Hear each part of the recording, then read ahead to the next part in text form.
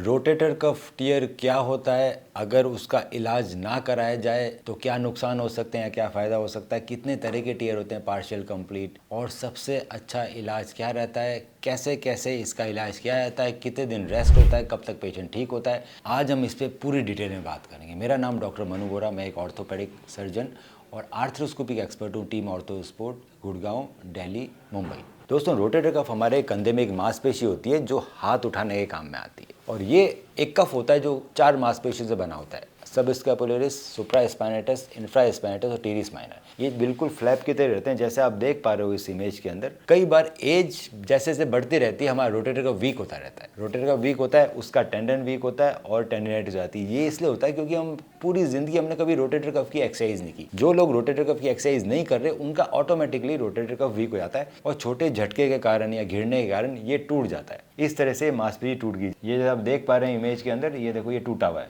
यहाँ चिपकी हुई थी, अब ये टूट गई। ये टूटने के बाद कई बार लोग हाथ उठा पाते हैं टूटने के बाद भी।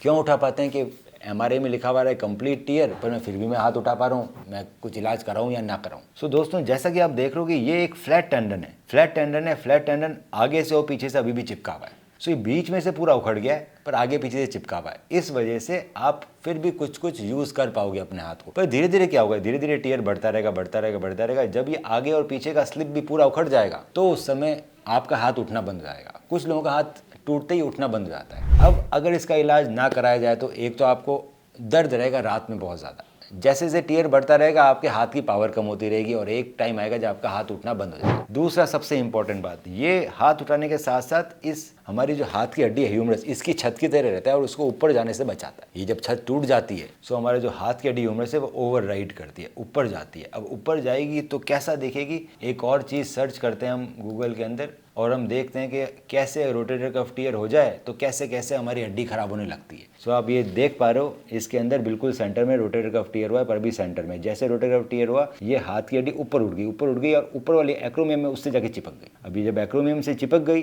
तो यहाँ पे अर्थराइटिस होना चालू हो गई और हमारा शोल्डर जॉइंट पूरा का पूरा खराब हो गया। अब ये अर्थराइटिस के अंदर सीवियर पेन होता है रात में, और इसके बाद दूरबीन की सर्जरी नहीं हो सकती। इसमें होता है फिर शोल्डर रिप्लेसमेंट, बहुत बड़ी सर्जरी होती है, बड़ा चीरा लगता है। तो अगर आप अपने रोटेटर कफ को इग्नोर करोगे तो आपको इतनी बड़ी सर्जरी करानी पड़ेगी जिसका नाम है रिवर्स शोल्डर रिप्लेसमेंट, क्योंकि आपका कंधा खराब हो जाएगा, धीरे धीरे वो ऊपर उठ जाएगा। अब बात करते हैं कि आखिर सर्जरी होती कैसे है। तो दोस्तों, अगर आप सही टाइम पे आते हो, जब आपकी अर्थराइटिस नहीं हुई, तो ये दूरबीन से सर्जरी हो सकती है। दूरबीन से सर्जरी होती है और 2 तरह के रिपेयर होते हैं उसमें, single row repair, double row repair. Double row repair का मतलब है कि हम 2 रो बनाते हैं रिपेयर करने के लिए। जैसे ये आप इमेज देख पा रहे हो, ये डबल रो रिपेयर है, एक लेटरल रो रिपेयर है, ये वाला मीडियल रो रिपेयर है। सो 2 रो के रिपेयर जब करते हैं, ये डबल रो रिपेयर रहते हैं। अगर सिर्फ एक ही रो का एंकर लगाया जाए तो सिंगल रो रिपेयर होता है। अब सिंगल रो रिपेयर के अंदर टेंडन टू बोन कॉन्टेक्ट कम होता है, तो डबल रो रिपेयर के रिजल्ट्स मच बेटर रहते हैं। सो जो अच्छी टेक्निक्स है वो हमेशा आप डबल रो रिपेयर करेगा सर्जन, साथ में वो टेप्स का यूज करेगा। टेप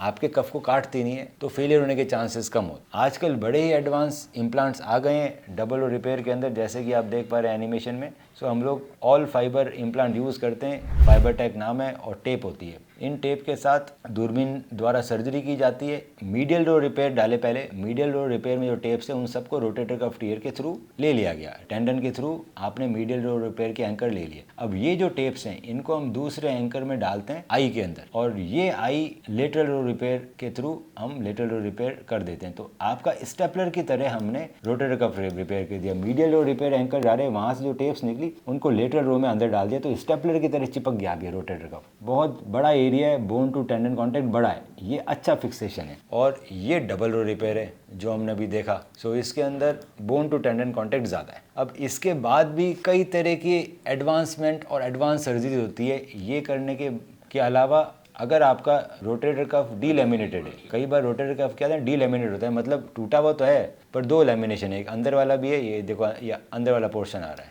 सो अंदर वाला पोर्शन ये, और ये बाहर वाला पोर्शन, ये टूट तो गया है पर ये दोनों पोर्शन अलग अलग हो गए।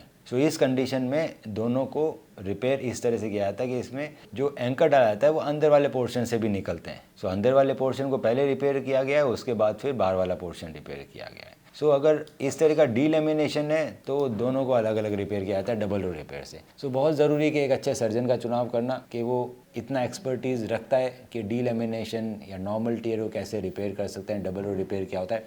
उसके बाद भी एक और इसमें एडवांसमेंट आया है, इसके बाद भी कई बार इस टेंडन की क्वालिटी इतनी ख़राब होती है कि रिपेयर करने के बाद भी चीज़ें फेलियर की तरफ चली जाती है। तो अगर आप और फेलियर कम करना चाहते हो दोस्तों तो कॉलेजन पैच आता है, वो कॉलेजन पैच हम रिपेयर के ऊपर लगा देते हैं। ये कॉलेजन जो टेंडन है वो भी कॉलेजन का बना हुआ है और ये पैच भी कॉलेजन का बना हुआ है। सो एक तरह से ये ऑगमेंटेशन टेक्निक है, आपने रिपेयर किया और रिपेयर को ऑगमेंट कर दिया आपने कॉलेजन फाइबर से, कॉलेजन के पैच से। अब ये जो कॉलेजन का पैच है इसमें हम बोन मैरो कॉन्सेंट्रेट डाल सकते हैं, पीआरपी डाल सकते हैं, हीलिंग फैक्टर भी मिले। सो ये सारी चीज़ें करेंगे तो सिग्निफिकेंटली आपके रिजल्ट इंप्रूव हो जाते हैं, फेलियर के चांसेस कम होते हैं। तो डबल रो रिपेयर करना चाहिए। अगर डी लेमिनेशन है तो दोनों लेमिनेशन को अलग अलग फिक्स करना चाहिए। अगर लग रहा है कि टेंडन कमज़ोर है तो इसके ऊपर कॉलेजन का पैच भी लगाना चाहिए। इसके बाद 6 वीक्स तक पेशेंट का हाथ बंधा हुआ रहता है क्योंकि रेस्ट की ज़रूरत है। 6 वीक तक बंधा हुआ रहता है। सो हल्का सा कंधा जाम हो जाता है जब बंधा हुआ रहता है तो। सो रिहेबिलिटेशन बहुत इंपॉर्टेंट है। हम लोग आपको वीक में 2 बार कॉल करेंगे वीडियो पे और लगातार एक्सरसाइज सिखाएंगे ताकि आप घर बैठे बैठे आराम से एक्सरसाइज कर पाएँ। 1.5 महीने बाद जब ये हटेगा तब थोड़ा कंधा जाम हो गया होगा, तब मेरे फिजिकल थेरेपिस्ट मेहनत करेंगे आपका कंधा खोलने के लिए। तो हमें 15-20 दिन और लगते हैं कंधा पूरा मूवमेंट आने में। सो 2 महीने का टाइम है जिसमें पेशेंट का हाथ ऊपर उठने लग जाता है और वो अच्छा फील करता है। पर उसके बाद भी ये जो मसल्स है, आपने तो टेंडन रिपेयर कर दिया पर जो रोटेटर कफ की मसल है वो तो वीक ही है, उसको फिर 1.5 से 2 महीने बाद स्ट्रॉन्ग करना चालू करते हैं। तो हम आपको हर वीक कॉल करेंगे, कुछ आपको चीज़ें खरीदनी पड़ती है, थेराबैंड हो गया,